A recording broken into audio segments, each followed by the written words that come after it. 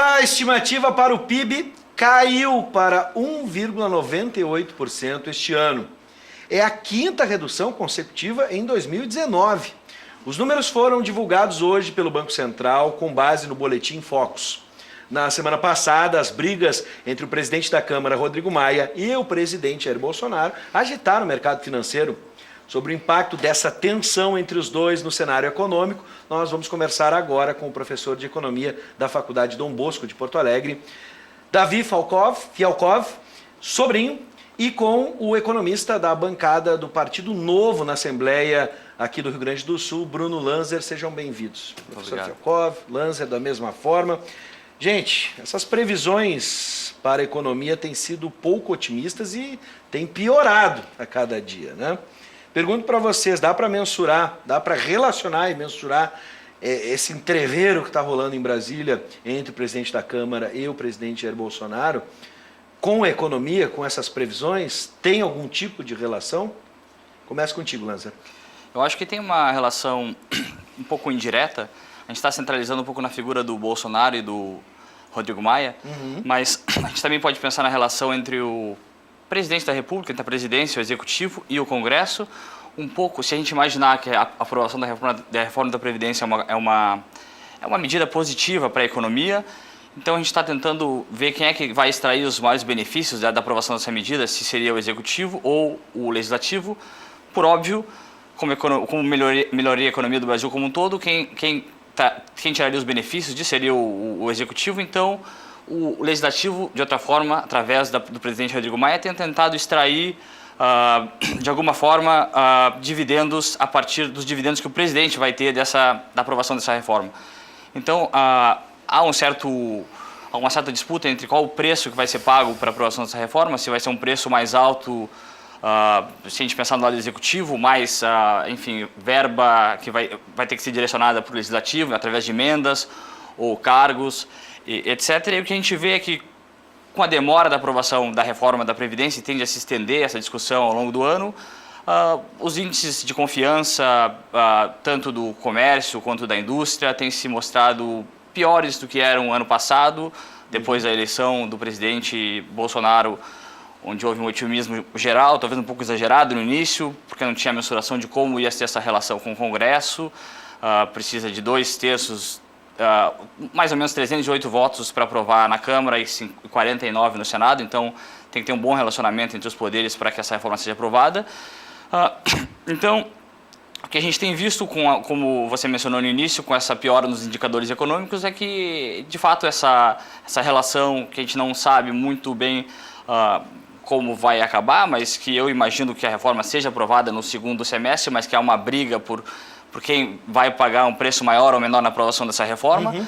Mas quanto mais esses atritos se estendem ao longo do ano, mais a gente pode ver oscilações tanto no mercado financeiro ou piora nos indicadores, e quanto mais se estender, pior para a economia. Professor, vamos tentar entender agora, assim, tirando esses atores, como a economia reage às manchetes. É bom a gente entender essa relação. Por quê, né, o mercado reage negativamente a partir de uma manchete, a partir de um abre aspas de um presidente ou de um presidente da Câmara dos Deputados ou do Senado, enfim. Como é que isso se dá na engenharia, né, no processo econômico ali? Eu acredito que o crescimento econômico, ele depende de um horizonte estável, de médio e de longo prazo. Ninguém investe numa economia que está sem saber para onde é que vai, né?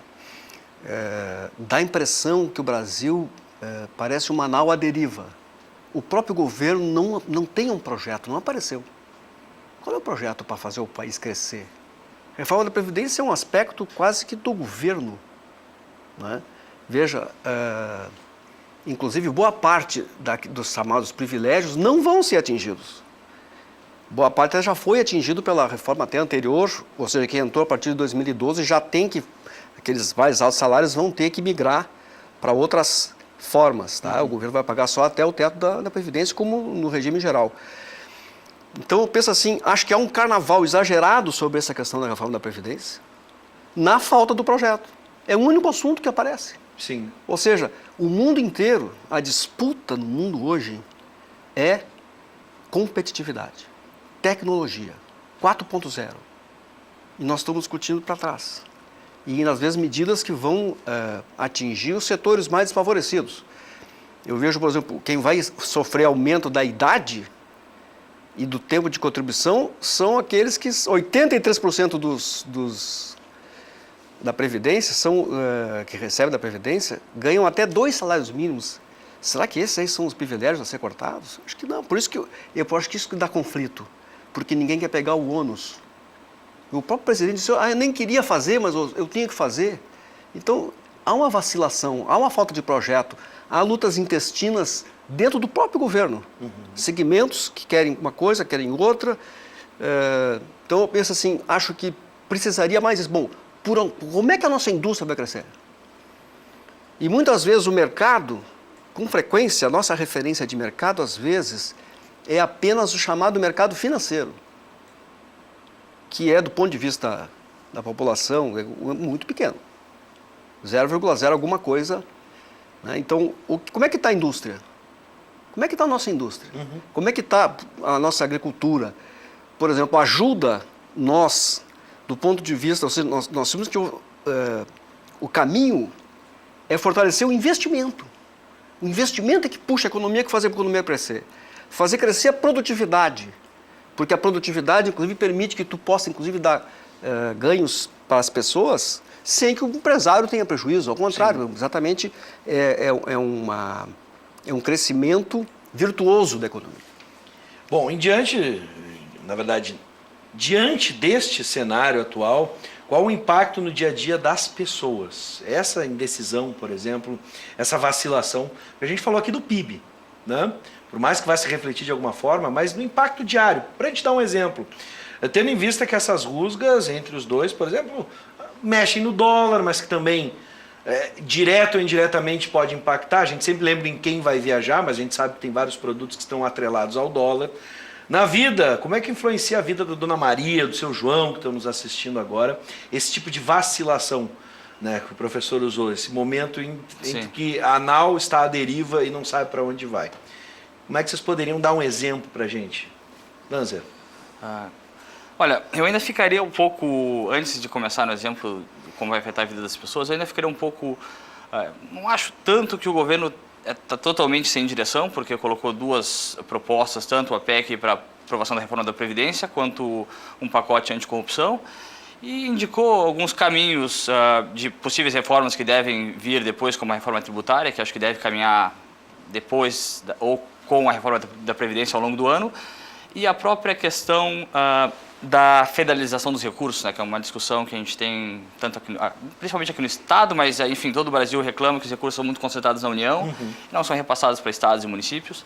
A maioria dos municípios vive de transferências do governo, seja estadual ou federal. Então, eu acho que há um certo caminho, uma direção que o governo tem colocado. O problema voltando, o problema é uma falta de articulação com a sua própria base, como o professor Davi comentou. O próprio PSL é um pouco desarticulado para defender a reforma. Ninguém quer ficar com... tem um pouco disso, ninguém quer ficar com um certo ônus, principalmente os parlamentares, que a reforma poderia, enfim, causar. E então isso acaba fazendo com que a gente perca muito tempo, o que é muito salutar e saudável discutir a reforma exaustivamente, porque vai impactar a vida de muita gente. Eu acho que esse é o principal impacto que a gente vai ter, vai impactar a vida de muita gente, porque não só as pessoas do regime geral vão ser afetadas, mas vai ser uma transição muito forte para aqueles que estão no regime próprio dos servidores. Eu discordo um pouco do professor Davi falando sobre quem vai ser afetado. Acho que a maioria das pessoas que se aposenta pelo regime geral, a maioria das pessoas que são de baixa renda e se aposentam pelo regime geral, eles se aposentam por tempo de contribuição e não por idade mínima, por exemplo. Então, e aqueles que obtêm a maior parte dos recursos da Previdência se aposentam por tempo de contribuição. Então, vai ser alguma coisa que vai ser mitigada pela reforma. Então, eu acho que sim, existem impactos de curto prazo, como você mencionou, o dólar, mas é um pouco complicado de mensurar. Claro, um pouco de incerteza, isso acaba... como a gente está falando do mercado financeiro, um pouco de impacto de retirada de recursos do Brasil, mas enfim, tem uma série de outros fatores da economia internacional que podem estar impactando no dólar no momento. A questão do emprego, por exemplo, para o incentivo na indústria, agricultura, tu consegue ver agora, por exemplo, com esse pessimismo que começa... Eu acho que é bem na linha do que o professor colocou anteriormente, que como eu estou um pouco relutante de dizer, eu acho que o governo tem alguma direção nessas medidas que colocou, mas sim falta articulação com a base, com o Congresso, então não se dá nenhuma visibilidade de quando as coisas vão se encaminhar para um desfecho, ou que as coisas vão se encaminhar para como foram colocadas. Por exemplo, será que a reforma vai ser essa que o governo propôs, ou ela vai ser desidratada pela metade? E sim, a gente está colocando um peso grande na reforma da Previdência, porque o orçamento previdenciário está consumindo boa parte dos recursos, e até recursos que poderiam ser alocados para outros setores, como educação, saúde, talvez pensando em enfim, melhorias tecnológicas, alguma coisa pontual. Assim, eu sou um pouco refratário em dizer alocar recursos para setores específicos, mas eu acho que em termos de impacto, na verdade, quando a gente está falando de emprego e em renda, eu acho que essa falta de previsibilidade faz com que as pessoas investam menos agora, não saibam, enfim, acabam ou segurando investimentos ou tendo menos confiança para investir. Então, acho que é mais nesse sentido assim, que a gente... Bom, vamos falar sobre a inflação, professor Davi. A estimativa da inflação calculada pelo Índice Nacional de Preços ao Consumidor, né, o IPCA, permanece em 3,89%. Tá? Voltamos àquele dilema. Bom, a inflação baixa, teoricamente controlada, isso se reduz em algo positivo para a sociedade, para o consumidor, ou a gente bate naquela ideia de que as pessoas não estão consumindo e aí não vai gerar inflação, não tem demanda e aí os preços acabam ficando estagnados dessa forma, não porque as coisas estão controladas, e sim porque não há nada acontecendo. Sim. O que a gente pode entender dessa inflação brasileira? Eu acho que são as duas coisas que o senhor falou, as duas coisas. Eu diria, só fazer um preâmbulo. A economia, ela atual, né, ela anda por ciclo de crescimento e ciclo de queda. Como a economia brasileira passou por um período forte e prolongado de queda, o governo está pegando um período privilegiado. A economia tende naturalmente a crescer. Essa é a tendência natural. O problema, ou seja, era a hora de aproveitar que vai crescer e, como é que se diz assim, meter bala no investimento. Vamos fazer investimento, vamos modernizar a indústria nacional, vamos ter competitividade para enfrentar a competitividade mundial, que essa é a disputa, mas não. Nós estamos discutindo coisas para trás e para baixo. Ou seja, para dentro do governo, como é que eu vou resolver o problema do orçamento federal, como é que eu vou resolver a questão da corrupção, como se isso não é o problema do país ainda. É problema, certo? Sim. Mas não é isso que tranca.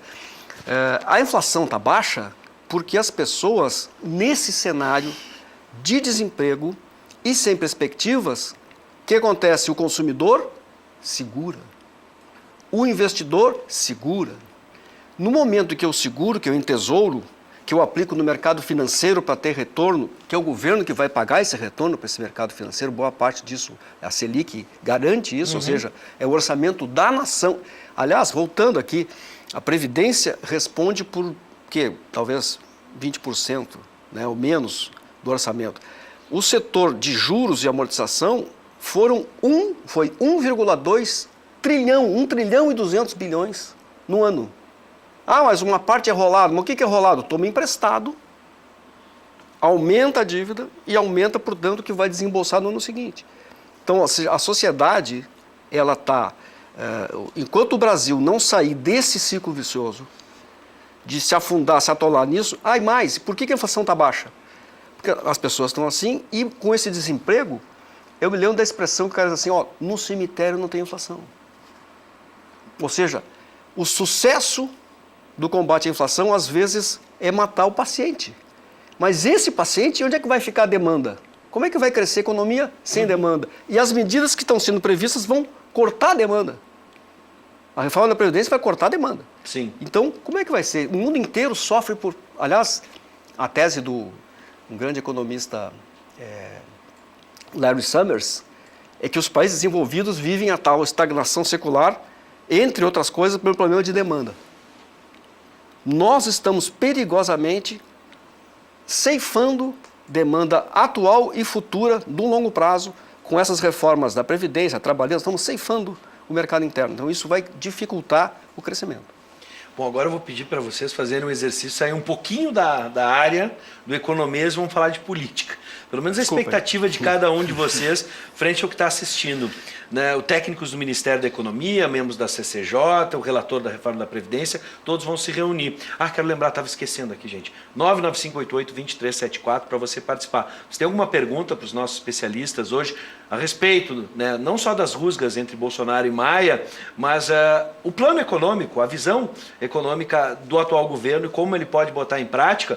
99588-2374, mensagem de texto. Já já eu vou ler a primeira participação, mas agora vamos falar sobre política. Bom, todos esses atores reunidos estão se preparando, então, para o embasamento teórico. O parecer deve chegar no dia 9 de abril, ou seja, a gente está muito próximo.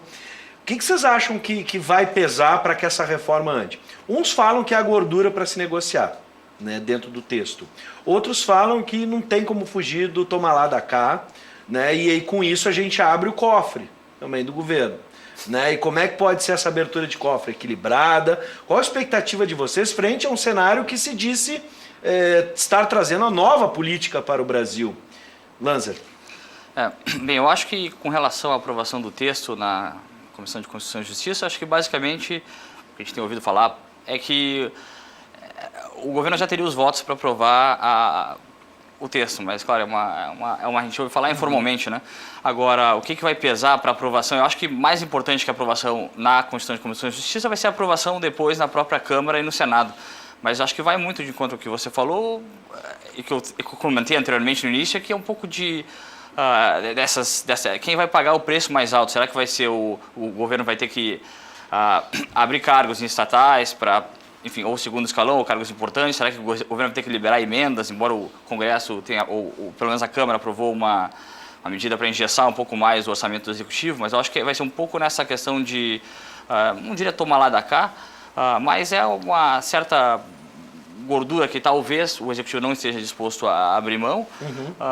Talvez tenha que negociar mais com o Congresso, enfim, eu acho que vai ser nessa linha, assim, eu não vejo outra forma, assim, claro que, a não ser que o terceiro ponto que eu não comentei anteriormente, mas que vai ser muito importante, quando a gente não sabe dos dois lados quem é o mais forte, que é um pouco assim, né, os dois lados estão tentando mostrar que é o mais forte nessa briga, um pouco briga de egos, um pouco briga de relacionamento. Eu não boto só na figura do presidente Bolsonaro e na figura do presidente Maia, mas eu boto entre o Congresso e o Executivo. Acho que a opinião pública vai contar bastante também.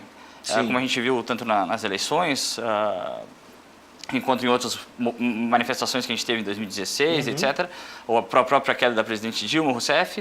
Eu acho que qual vai ser o papel da opinião pública? Eu acho que essa vai pesar bastante na aprovação desse texto, além dessa discussão entre... Professor, o que o senhor acredita? Esse é um fator novo. Pelo menos, é muito recente essa participação da opinião pública, e a opinião pública é dividida, né? A gente tem ali uma granalização bem definida. O que o senhor acha que vai ser fundamental para andar ou não? Vai depender muito da publicidade que se faz sobre isso, né? O governo tem mecanismos, tem muita força, o Bolsonaro mostrou muita capacidade de fazer divulgação, não necessariamente idônea, mas igual, né? O uso das redes sociais. Mas, de qualquer forma, a gente está assistindo de novo esse triste episódio do toma lá da cá. Então, falo de nova política, mas é tudo de novo. Eu tenho a impressão, às vezes, eu acho que o governo não só não tem projeto, como age no improviso. Age no improviso. Eu vou dar agora um exemplo bem recente. Parece que é longe daqui a questão da embaixada em Israel.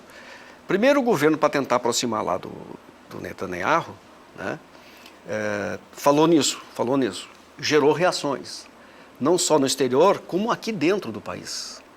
Segmentos importantes da economia, inclusive o agronegócio, e uma parte da indústria, não, para um pouquinho, nós vamos perder negócio com isso.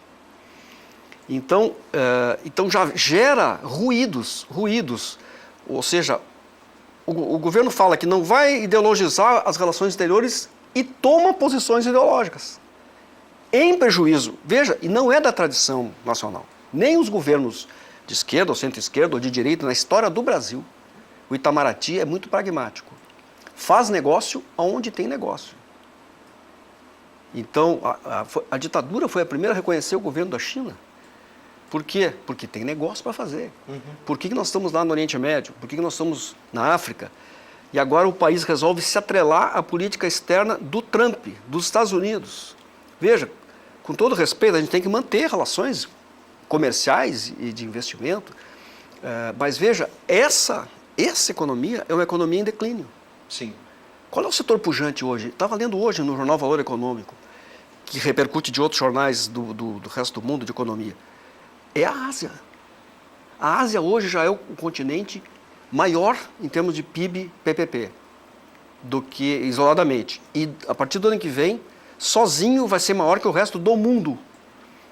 A África é outro lugar de grande pujança, de grande atração de investimento, de crescimento até de 2 dígitos em alguns países. Nós estamos fora disso. Nós estamos atrelando o nosso barco a um navio maior que está em processo de declínio relativo. Não estou dizendo que... Né? Então, Sim. eu acho assim que são opções quase ideológicas e não necessariamente pragmáticas do interesse geral da economia nacional. E eu acho que isso gera muito problema na indústria, na agricultura. O pessoal fica meio assustado. Bom, só para fechar, eu queria ler a participação aqui do Alberto de Charqueadas. Ele diz o seguinte: a reforma da Previdência é uma noiva que tem um véu sobre o rosto e dizem que ela é muito linda. Mas, na verdade, quem vai pagar a festa desse casamento será o pai da noiva, que é muito pobre, o povo. Essa discussão é uma névoa sobre a verdadeira discussão, que é a capitalização, leia-se em favor de banqueiros, tal como o senhor ministro Guedes, que vai levar os novos aposentados à miséria, assim como no Chile. Essa reforma deve ser rechaçada pelos deputados e senadores. Essa é a opinião do Alberto de Charqueadas. Eu gostei que ele utilizou a metáfora das relações, como já foi usado em um determinado momento nessa discussão entre Bolsonaro e Maia, né, das namoradas, casamentos e noivos. Obrigado pela participação, Alberto, e todos que participaram. Da mesma forma, professor Fialkov, também Lanzer, da mesma forma, sejam bem-vindos. Até o nosso próximo encontro.